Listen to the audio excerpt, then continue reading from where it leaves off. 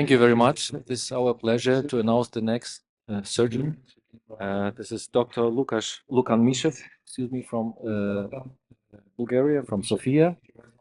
And this is International Congress of German Eye Surgeons. So every international surgeon is at least these 3 days is German surgeon. So for Americans, we can grant a visa also. But please welcome Dr. Mishev is vitreoretinal surgeon, and he will show us his way to do a laser treatment in a vitreoretinal pathology. Thank you. Proliferative diabetic retinopathy, and here is the fundus view I'm using as a visualization Ingenuity system and Biome 5 with gold lens. Here I'm starting to dissect the peripheral vitreous in order to identify possible split in the hyaloid, and this is my regular approach. The illumination is done with chandelier, and since the vitreous body is not really well seen in diabetic cases, and we well know that it is compartmentalized, I use a diluted fluorescein solution which is less than 0.1%, and this is the regular view of the fluorovitrectomy. And in a moment I will switch to blue excitation light, which will enable better visualization of the stained vitreous. Here it is. This is blue excitation light on 485 nanometers wavelength, so you can appreciate the penetration of the fluorescein through the vitreous body. And compared to triamcinolone, which only covers the surface of the vitreous body, we might achieve better staining of the transparent vitreous. So you can see the movement of the vitreous, you can appreciate the architecture of the vitreous, and you can actually see also the field effect or the sphere of influence around the port of the vitreotome. So I find it quite useful in terms of visualization of the vitreous body. Here with indentation we can see how much vitreous is there and how dense it is. So normally I like to clean as much as possible of the vitreous, especially in diabetic eyes, because the peripheral vitreous might act as a reservoir of VEGF activity. I like to use chandelier light in order to be able to indent myself, so I achieve better control. So now you can appreciate the movement of the vitreous body, and you can see what you remove, not anticipate that you remove something. Now I will use a small amount of triamcinolone in order to identify the hyaloid plane and to be able to safely remove the sheet of remnant hyaloid, because we are almost certain that here we have a split of the hyaloid. So I'm lifting the hyaloid with a vacuum from the vitreotome. Now you can see it gently.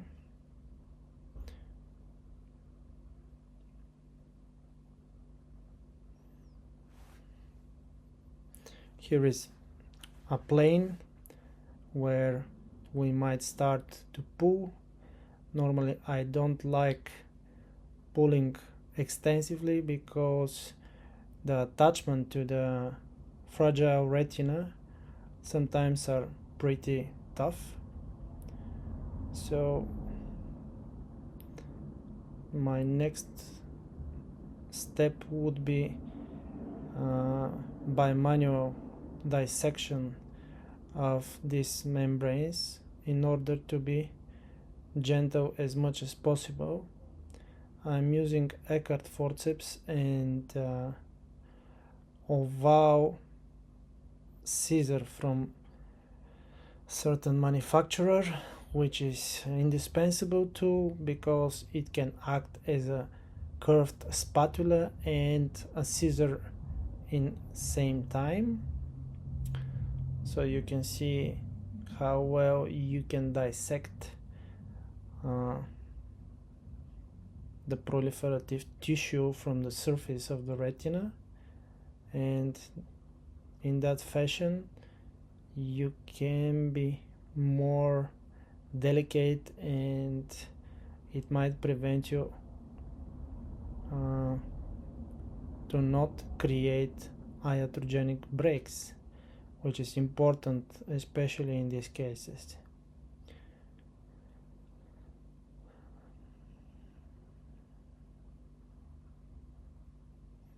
Now you can appreciate the highlight lifting here.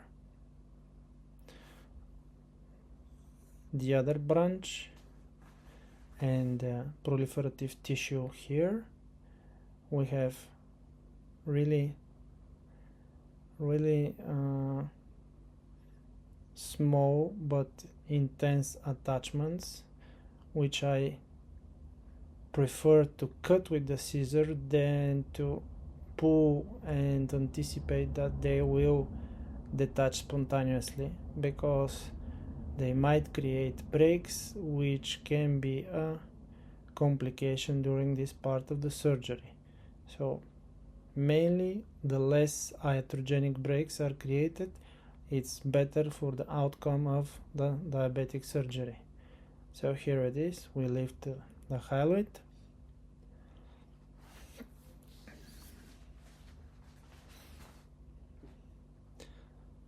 I take a lot of attention to the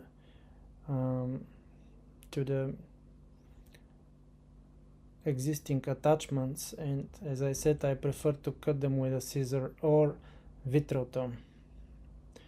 Now I will start removing the posterior hyaloid with the Vitrotome, and here we still have attachments. So again, I will use my scissor in order to gently cut this attachment to the underlying retina in order to prevent iatrogenic break of underlying retina. Now we can continue with removal of this layer of posterior hyaloid.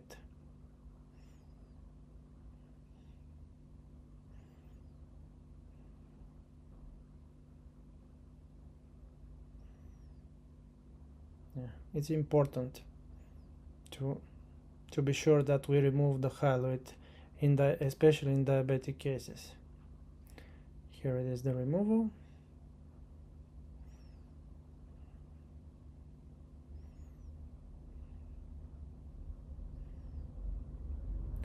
Next steps will be staining of the ILM and the macular surface with membran blue duo, and these are different filters provided by the Ingenuity system in order to enhance and highlight the blue stained ILM.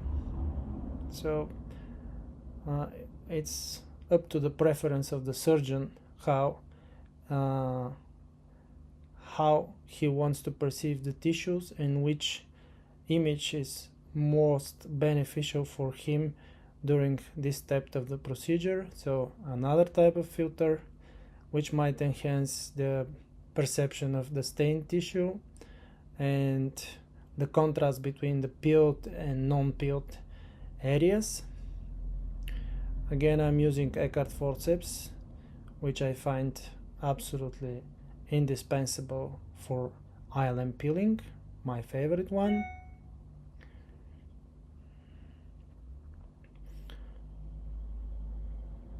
So this is the peeling. We know that the ILM in diabetic eyes is a little bit fragile and it's more difficult to be built than in a regular eye.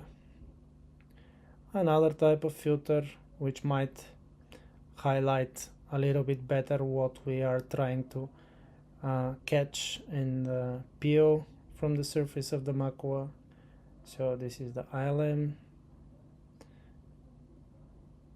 and now we remove this part of the ILM.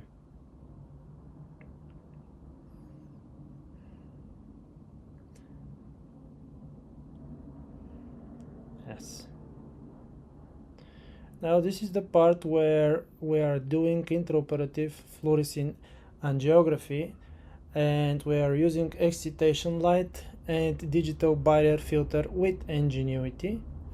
So you can see embolus passing, and then you can see the non-perfusion phenomenon in two of the main vessels here. So these are things that we not normally see during a surgery, because the vessel appears to be filled with blood but it's not perfused. And now after a mechanical indentation we see slow perfusion. Is it a venous vessel or is it a retrograde filling of artery? It is interesting phenomenon, and it is a sign of peripheral non-perfusion. We know that this is the hallmark of diabetic retinopathy, but we didn't knew that with mechanical stimulation we might reperfuse vessels. And now you can see intraoperative navigation, meaning that with fluorescein angio navigation we can exactly laser the areas of non-perfusion without harming or destroying with laser perfused areas. So I think that way we are more selective and more precise, and we preserve more healthy retina, meaning that the post-operative inflammation will be less because we treat only areas which are not perfused, because we know that areas which are with perfused and living retina respond quite differently to extensive laser compared to the areas which are already non-perfused. So I do believe that endo laser, which is selective and it is done under fluoroscopic visualization, might be more precise. So you can appreciate here how we haven't done a complete PRP, but only the areas which are non-perfused. Now we are doing fluid air exchange, and this will be the finish of our case.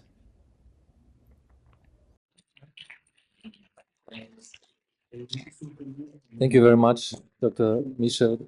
Brilliant, Sergio. Brilliant ideas, new ideas how to use the digital filters of certain systems. Not everyone has these systems. Not for every clinic is available. I would like to ask you a question before someone else asks. It's very interesting for me. Actually, you do the uh, this focal laser treatment. And there is a theory of Einar Stefansson, and there is a trend. How does these surgeries? Professor Nawrocki from Poland, he does no laser treatment in such cases. And the theory says that just after the removal of vitreous body, the oxygen from the well-perfused areas easily migrates to the non-perfused areas, and you don't have to do this. Would you like to comment this technique? First of all, thank you very much for having me here, and thank you for the really nice question. Um, there is a lot of thinking here, because I showed And I was amazed to see that in the periphery, when we were doing indentation, certain vessels were reperfused, which coincides with the understanding of Professor Navrotsky. So I do the classic approach. When I see ischemia, I treat it, but certainly there is a food for thinking in this question. I don't know what is the right answer, and we need to follow up in the future. Thank you. Any other questions from vitreoretinal surgeons? I was thinking about you use the fluorescent angiography intraoperatively, but in many cases we do this before the surgery, so we have an angiography pre-op. So I can also identify in a preoperative fluorescent angiography the ischemic areas. What's for you the difference? Why you prefer this? There are two things in that question. Firstly, in the diabetic population, often we go in hemophthalmos eyes where you cannot have a preoperative fluorescein angio. And later is the translation between the pictures from your ambulatory angiography to the intraoperative field. It can be done with image fusion technologies in Ingenuity also, but when you do it on the spot, actually you have easier navigation. And as Dr. Litvinchuk said, when we remove the vitreous during the vitrectomy, probably the picture changes in terms of perfusion. So intraoperative is now in the moment. That is why I think it might facilitate better our decisions and treatment approaches. And regarding the pressure changes during the vitrectomy, when you do the angiography and you change the pressure, do you see like changes in the perfusion area? Yes, especially in the initial phase, we normally lower the IOP under 20 in order to see the perfusion, and later on we also can lower even more to see if we have bleeding in order to diathermize the area. So the perfusion plays a role. The reperfusion. I think congratulations. I think the idea of intraoperative angiography, especially in diabetic, proliferative diabetic retinopathy, makes sense because, I mean, the observation when we remove just a tight proliferation from the optic disc and then we see intraoperative, the reperfusion, supports this idea that there is a big change between a preoperative angiography and intraoperative angiography. Yeah, absolutely. And you can also do a consecutive dose, meaning before you release all the tractions, and later on, if you want, you can do another 2.5 milliliters to see what happens. So thank you very much for this great video. Thank you.